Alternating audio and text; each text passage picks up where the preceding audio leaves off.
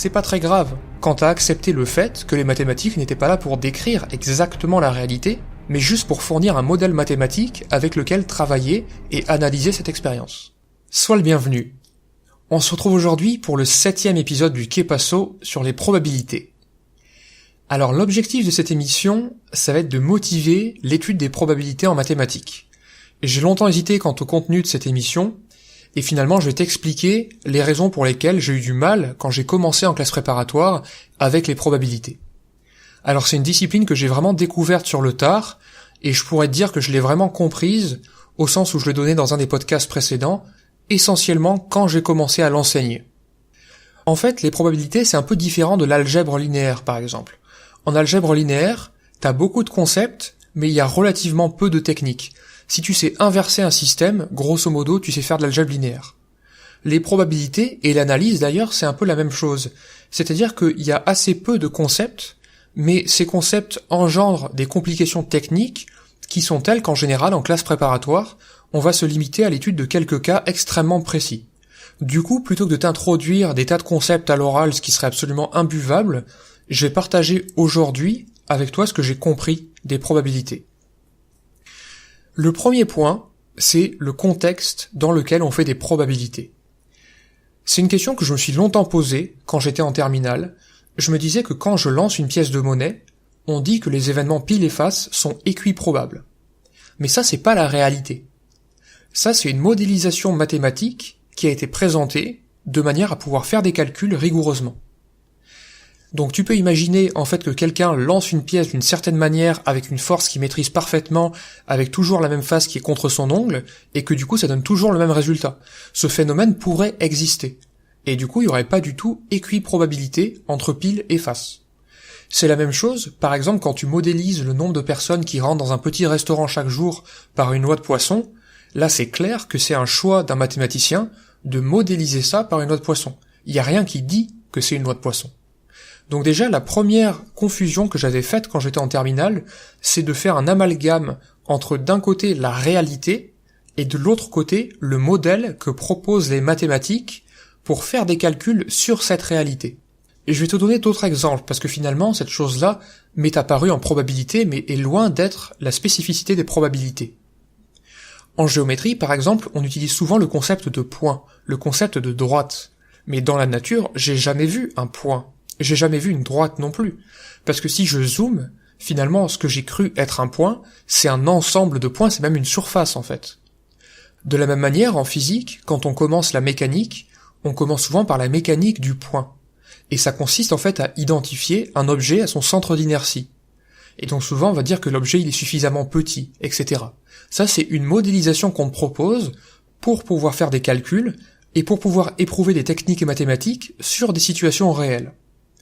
Et justement, c'est une fois qu'on a fait ces calculs mathématiques que ces résultats vont être confrontés à des situations réelles. En fait, en général, que ce soit au lycée ou en classe préparatoire, les mathématiques s'arrêtent à ce niveau-là. On arrête la chose à la modélisation et au calcul qu'on aura pu faire à partir de cette modélisation. En fait, ce qu'il faut bien comprendre, c'est que ça ne s'arrête pas là. Une fois qu'on a proposé une modélisation, les résultats qu'on a obtenus vont être confrontés à des situations réelles. Et là, on pourra discuter de la pertinence du modèle considéré.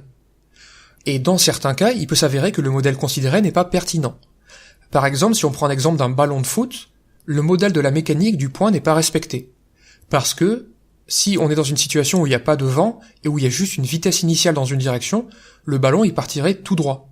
Mais on sait très bien que les footballeurs arrivent à incurver les trajectoires de leur ballon. Et donc ça nous amène à remettre en question le modèle pour y incorporer des choses qu'on n'a pas prises en compte. Donc les choses qu'on n'a pas prises en compte ici, ça va être par exemple le mécanisme de rotation de l'objet, puisque le ballon va peut-être tourner sur lui-même, les forces de frottement aussi avec l'air, et éventuellement la déformation du ballon, puisque au moment où le ballon est frappé, ça va créer une différence de pression à l'intérieur du ballon, et ça aussi, ça va influer sur la trajectoire du ballon. Donc tu vois que finalement, la mécanique qu'on a faite au lycée, elle ne prétend pas expliquer ce qui se passe dans la réalité. Elle prétend juste modéliser une situation. Eh bien, c'est exactement la même chose en probabilité.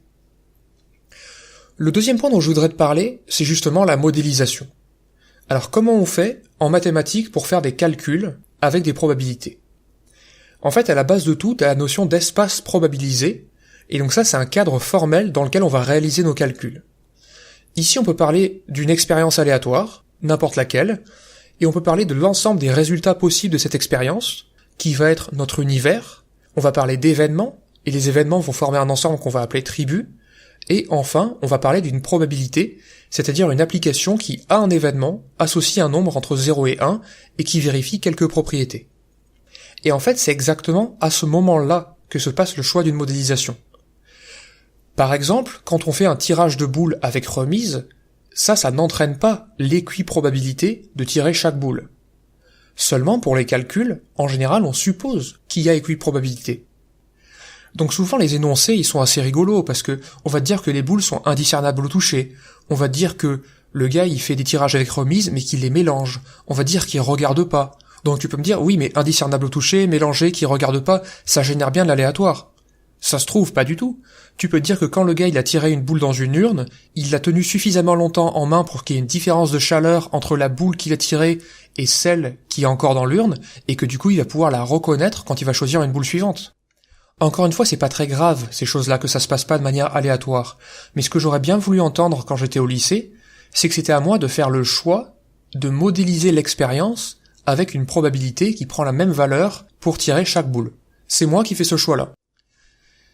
Le troisième point dont je vais te parler, c'est l'indépendance.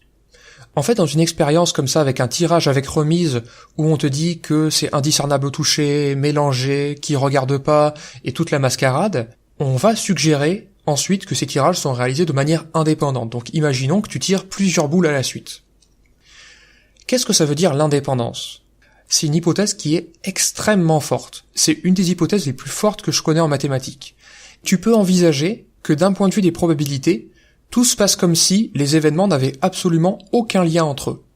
Mais ce qu'il faut bien remarquer, c'est que ça, on le saura jamais dans la réalité. On pourra peut-être se rassurer avec des statistiques, avec des intervalles de confiance, mais on pourra jamais démontrer qu'il y a vraiment indépendance des tirages. Donc ça, c'était quelque chose qui me posait problème quand j'étais au lycée, mais encore une fois, que ce soit la modélisation par une équiprobabilité ou par l'indépendance, c'est pas très grave quant à accepter le fait que les mathématiques n'étaient pas là pour décrire exactement la réalité, mais juste pour fournir un modèle mathématique avec lequel travailler et analyser cette expérience. Alors le quatrième point maintenant, et le dernier point, c'est les variables aléatoires réelles. En général, les variables aléatoires, elles vont te permettre de passer des événements, donc des choses en français, genre le résultat du dé est supérieur ou égal à 3, à des nombres avec lesquels tu vas pouvoir faire des calculs.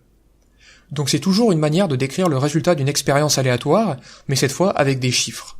Donc tu vas pas t'intéresser à la totalité de l'expérience, mais juste à une valeur numérique, et tu vas te demander comment évolue cette valeur numérique. En fait, un événement, tu peux toujours l'examiner comme si c'était une variable aléatoire.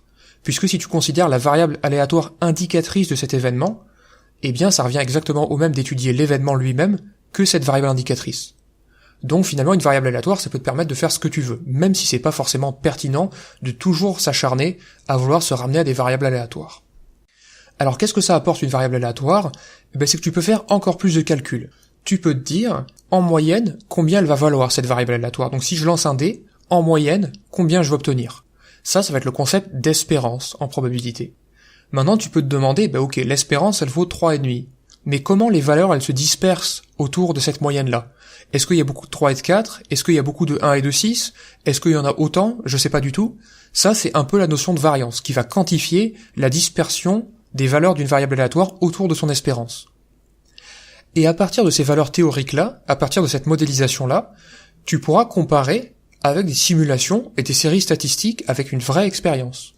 Et là, par exemple, pour vérifier que ton modèle est bon, tu vas pouvoir utiliser la loi des grands nombres en disant que si tu fais suffisamment d'expériences, normalement, en moyenne, tu devras obtenir l'espérance.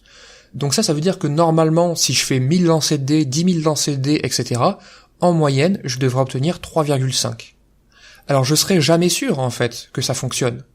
Là, justement, il y a la théorie des intervalles de confiance, et c'est comme ça que fonctionnent toutes les études scientifiques. Je ne suis jamais sûr que ce que j'ai affirmé était un bon modèle.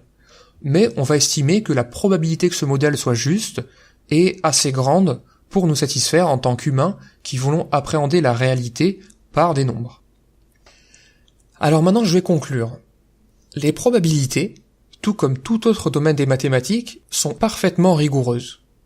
Mais si quelque chose doit être incohérent, si ça doit frotter quelque part, c'est dans le décalage qu'il y a entre la modélisation choisie et ce qu'on peut observer dans le monde réel. C'est là que ça se passe. Dans les mathématiques, il n'y a aucun souci.